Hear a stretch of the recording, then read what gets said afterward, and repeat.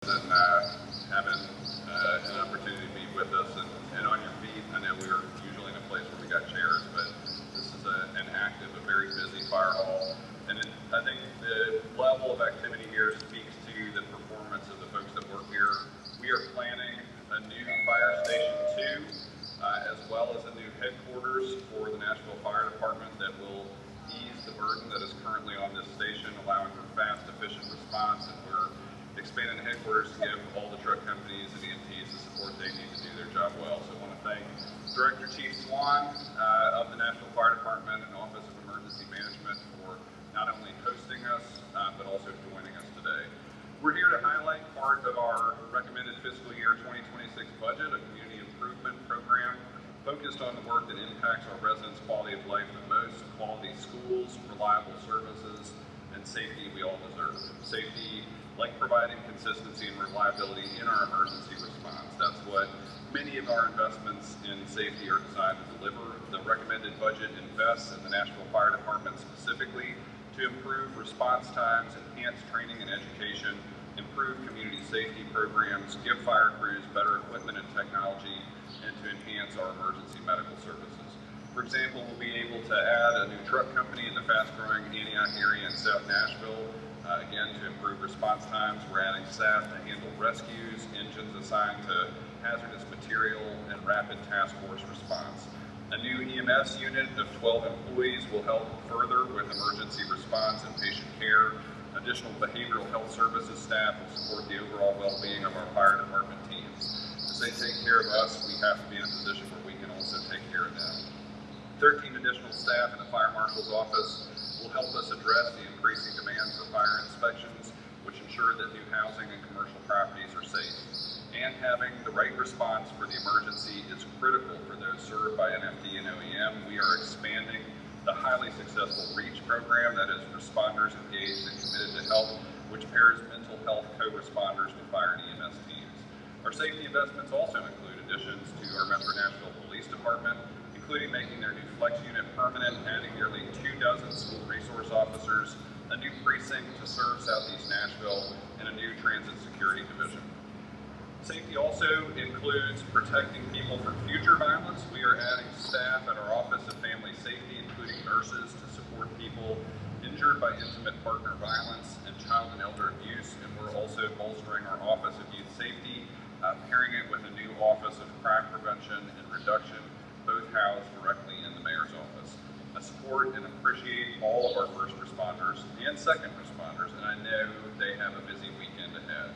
We're in day 2 of the 52nd annual CMA Fest, and I want to take this opportunity to welcome music lovers from across the country and across the world to our great city for this special 4-day event.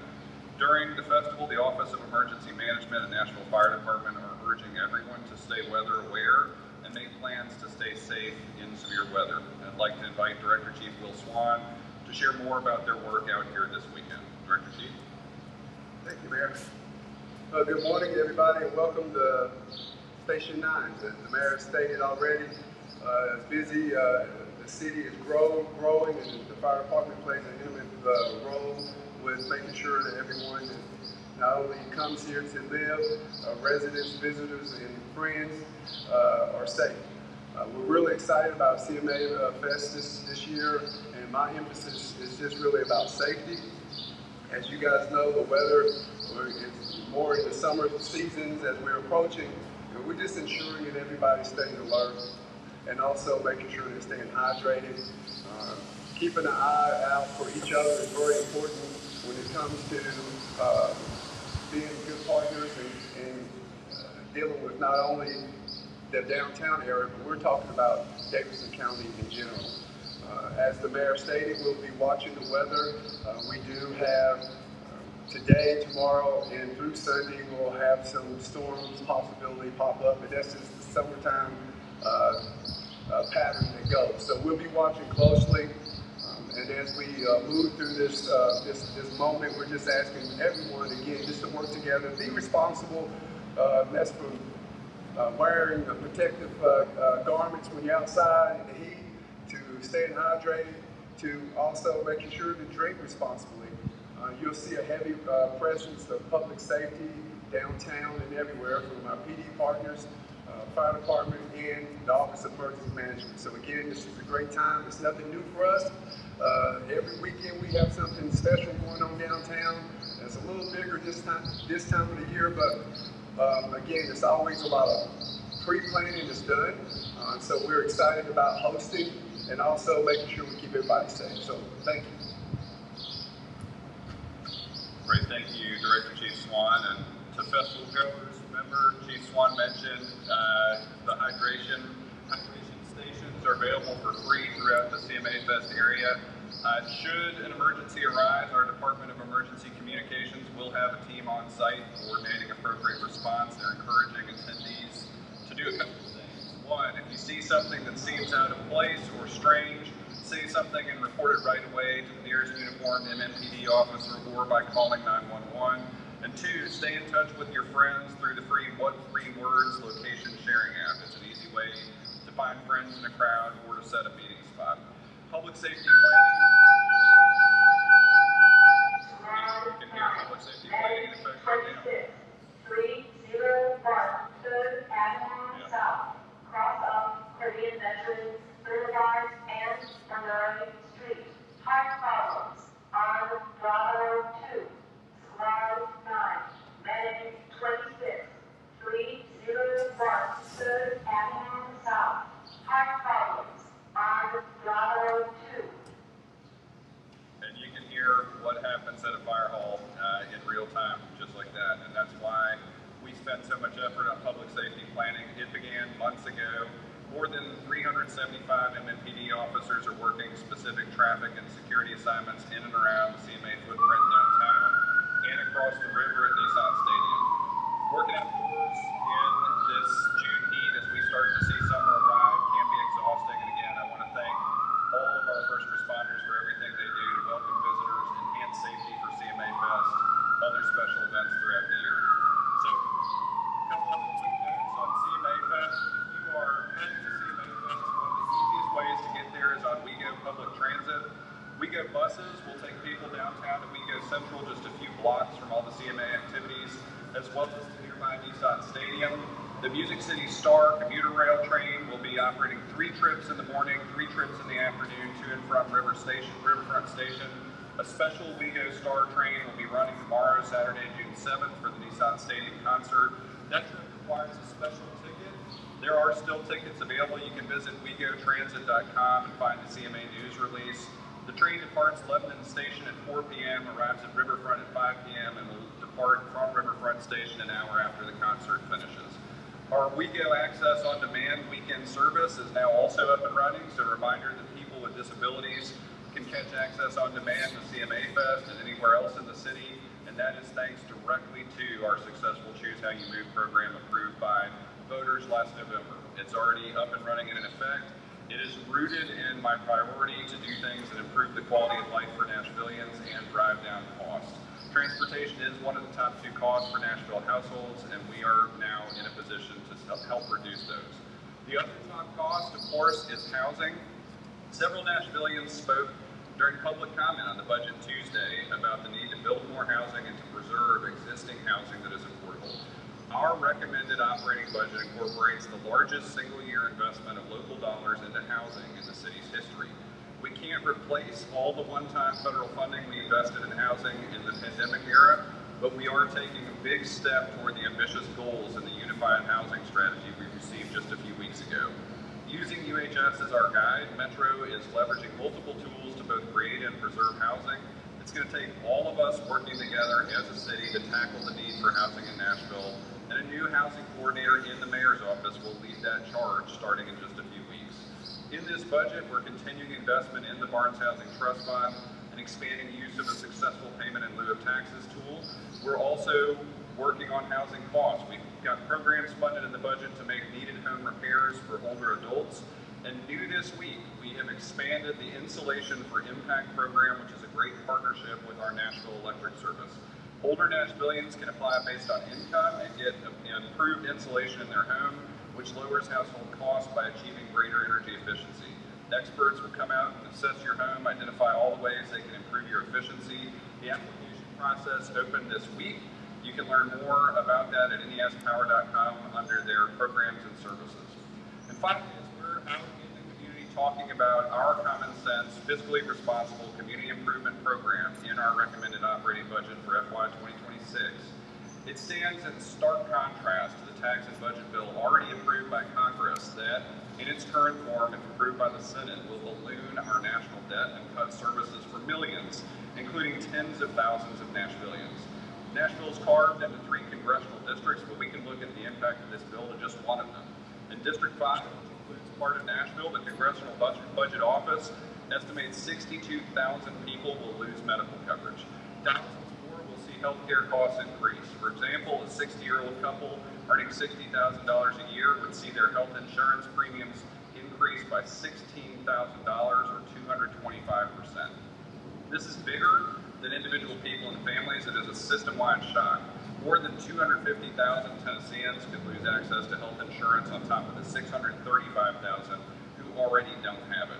This puts significant pressure on our already strained hospitals and doctors. Tennessee already has been plagued by rural hospital closures, and more than 41% of our state's rural hospitals are already vulnerable to closing. Meanwhile, Vanderbilt has already had to cut at least $250 million from their budget at the medical center due to federal funding cuts. So what does this mean for Nashville? It means more crowded hospitals and other urban areas and longer wait times to see primary care physicians. While we're working to address the housing challenge in Nashville, the federal government is proposing to make it even harder to keep people housed by cutting $26 billion in rental assistance for low-income families just barely hanging onto their housing. That includes 12,000 Tennesseans, shifting the burden directly to us. Speaking of shifting the burden, the bill also shifts more than 25% of the funding for food assistance to the state and would cut 32,000 people in District 5, including seniors, children, veterans, and working parents from the program. Unlike our local budget, which is balanced and fiscally responsible, this bill would balloon our national deficit, adding between $2 and $3 trillion over the next several years. We are doing our best to provide responsible services that respond to the needs of Nashvillians and fulfill our chartered obligations in a fiscally responsible way, but we are going to feel dramatic cuts if the federal proposals pass. We're going to feel that locally. With that, I'm happy to take questions. Stephen? How do you feel the camp closure went? What was improved or what lessons were learned? I think we're still absorbing a lot of the lessons learned. I would say the top lesson is one we knew going in, which is we do have a housing crisis, and so we are looking at every available way to create and preserve housing. So that is why the Unified Housing Strategy, this week's State of Homelessness Symposium, capturing the best ideas, putting those into action. That part, I think, is a lesson we do, but it kind of is a reminder of the urgency of that issue. I think there's still a lot of discussion. One of the things I heard while at the State of Homelessness Symposium this week was active discussion about encampments generally and how those fit into a public policy context when state legislation pretty much makes outdoor camping illegal overnight. So there's a reality where people do not have a legal place to be, which is really challenging for local jurisdictions.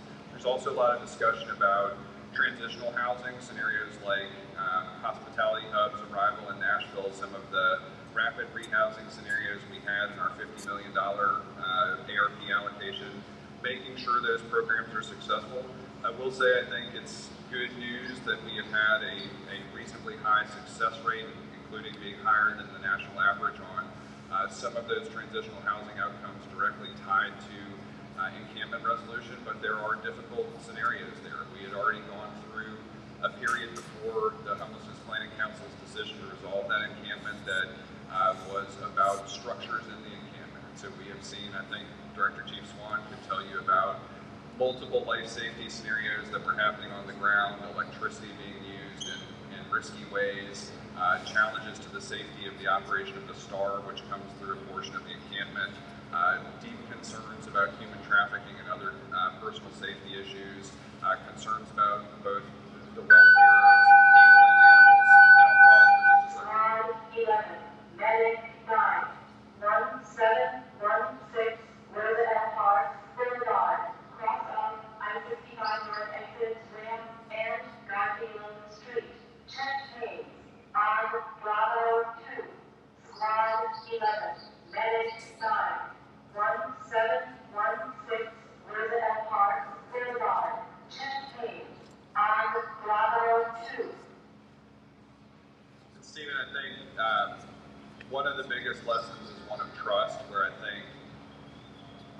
Office of Homeless Services within Metro, other Metro departments that have been there, including Fire and OEM, EMS, MNPD, the number of advocates that are trying to help people.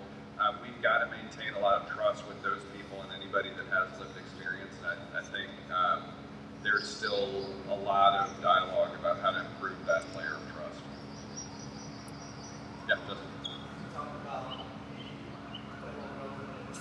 House passing that bill. Nashville has 3 congressmen. Did you hear from any of them about the impacts that that bill would have? Have you talked to the senator about the vote that they may take? We have not yet. We've been trying to absorb some of this data from the Congressional Budget Office and look at impacts.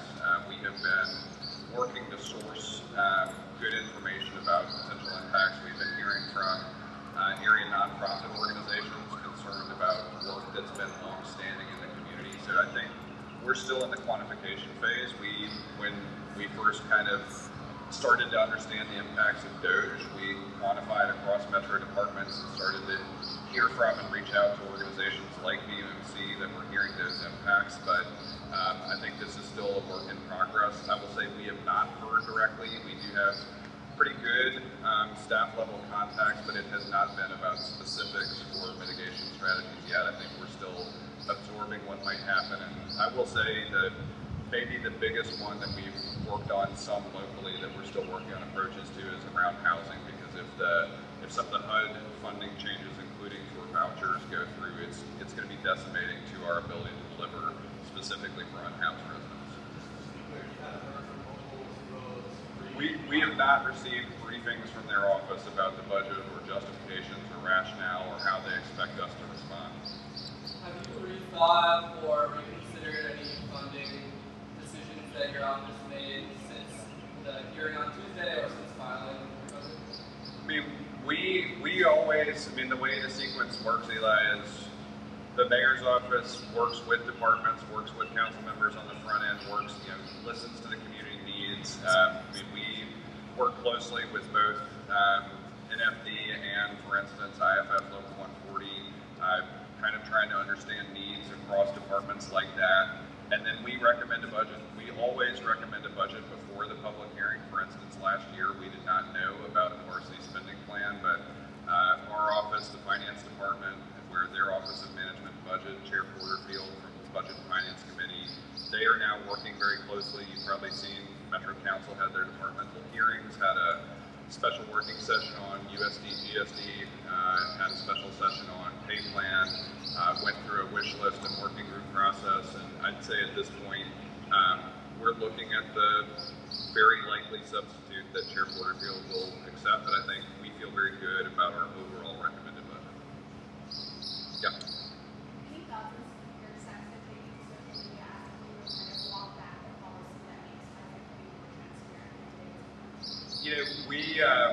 I will say our focus is on participating in conversations, having discourse directly with our community, and frequently at a staff level with people in state and federal government. We don't spend as much energy on statements, and so I haven't even fully reviewed the statement yet. So I think if they have specific requests, we'll pay attention to those. Yeah. Reports say that ICE and local law enforcement agencies across the country have been using data from LPR companies like Flock to support their immigration investigations. I know Flock is one of the LPR vendors that Nashville is considered. Does this give you more hesitancy to use that in the future? I will say I think the revelation there is just it's a reminder of where I think the Metro Council members we've spoken to, community members we've spoken to, there are real and meaningful concerns that are not only related to the data being used for that, but the nearby constitutional concerns about a lack of due process that we are still experiencing here. Right now, for instance, we are still focused on trying to get the names and charges of people that have been detained in Nashville, and I think until and unless we can get those simple questions answered, there's going to be a lot of pressure on how we could possibly go forward with technology like that. Yeah.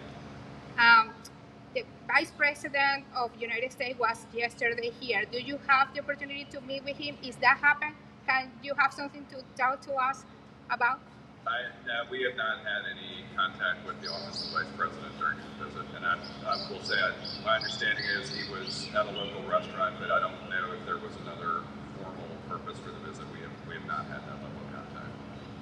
So, would anything, whether it's a statement from Speaker Sexton or not, get you to rescind I mean, right now we believe that the transparency that is in that executive order helps everybody. It helps make sure that nobody could accuse any local, state, or federal entity of activity that did or did not occur. It also represents to the community that nobody is trying to hide anything here. We had one process-based issue that I think was related to primarily new departments coming online and participating. We're working through that with training and process improvements, and I think right now executive order is an appropriate, transparent measure. So Dave, you just mentioned that. Did you, who is responsible for what you call an accident in the docks? I don't know that we've identified a single individual responsible. It was primarily a, hey, this happened. There was already a public record of these names. The executive order says, hey, share that. And I will say our Metro Nashville Police Department was early to successful process, and I think we are trying to make sure that their reference standard process is now the standard, and I think that hadn't happened yet. How do you avoid the ongoing congressional investigation into your office and the cloud around that become all consuming or paralyze the administration's ability to do work on other issues and projects? I mean, I'll say it this way, our Department of Law leads everything we need to do to make sure we are compliant with state and federal law. We are going to respond appropriately to any formal requests for documents or investigation. But our office, our team, are focused on the business of the city. I mean, even for this series of gathering with you all, we have been at Margaret Allen, we've been at WeGo, we're here at Station 9. We are working on our budget, and we are working on doing what's right for Nashvilleians. Is Marcia introducing that bill kind of give it away that it's not illegal, whatever happens? I haven't even looked at the bill, so. It's 5 years for maybe an ICT. I mean, I guess I would say we always track bills at the state level, haven't spent a ton of energy tracking bills at the federal level